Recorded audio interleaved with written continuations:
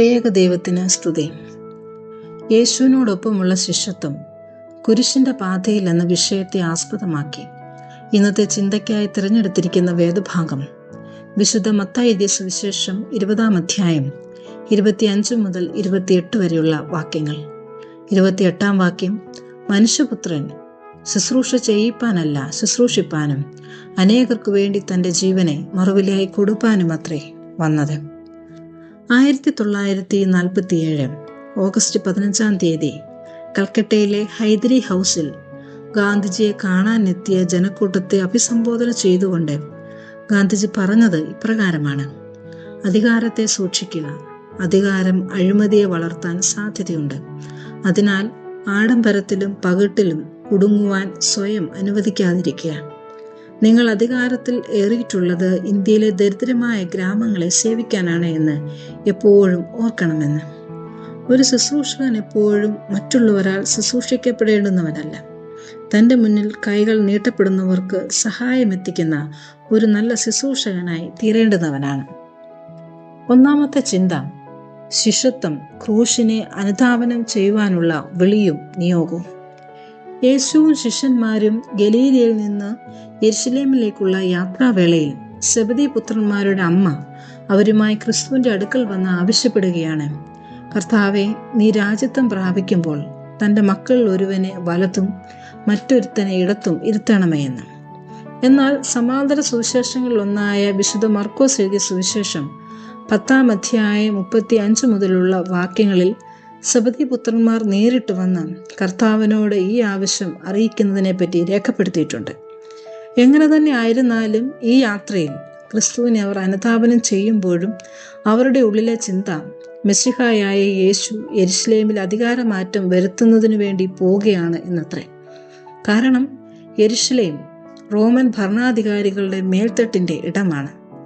ആയതിനാൽ തന്നെ ക്രിസ്തുവിൻ്റെ ഈ യാത്ര ചില അധികാരമാറ്റങ്ങൾ സൃഷ്ടിക്കുന്നതിന് വേണ്ടി ആയിരിക്കാമെന്ന് അവർ നനച്ചിരുന്നു. കർത്താവ് തൻ്റെ യാത്രയിൽ പലപ്പോഴായി അവൻ യെരുശലേമിലേക്ക് പോകുന്നതിൻ്റെ കാര്യകാരണങ്ങൾ വിശുദ്ധ മർക്കോസ് എഴുതിയ സുവിശേഷം 9-ാം അധ്യായം 29 മുതൽ 32 വരെയുള്ള വാക്യങ്ങളിലും വിശുദ്ധ മത്തായി എഴുതിയ സുവിശേഷം 20-ാം അധ്യായം 17 മുതൽ 19 വരെയുള്ള വാക്യങ്ങളിലും വ്യക്തമാക്കുന്നു.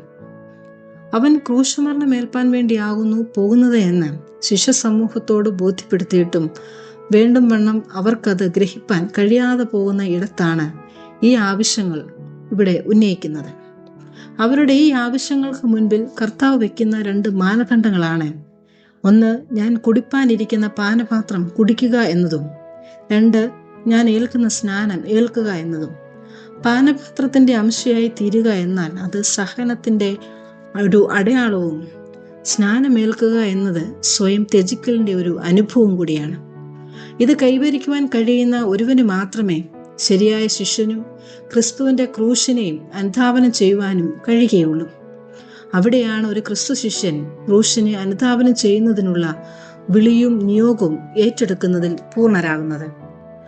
രണ്ടാമത്തെ ചിന്ത: ശിഷ്യത്വം ശുശ്രൂഷകരായിരിക്കാനുള്ള വിളിയും നിയോഗവും. സെബദി പുത്രന്മാരുടെ ഈ ആവശ്യം മറ്റു ശിഷ്യന്മാർ കേൾക്കുമ്പോൾ അവർക്ക് നീരസം ഇവിടെ ഉളവാകുകയാണ്. ഒരുപക്ഷെ സഹയാത്രികരായ മറ്റു ശിഷ്യരും ഇതേ ആഗ്രഹത്തോടുകൂടി ആയിരിക്കാം ക്രിസ്തുവിനെ അനുഗമിച്ചത്. എന്നാൽ യേശു അവരിൽ ശിഷ്യത്വത്തിൻ്റെ നല്ലൊരു മാതൃക ബോധ്യമാക്കുകയാണ്.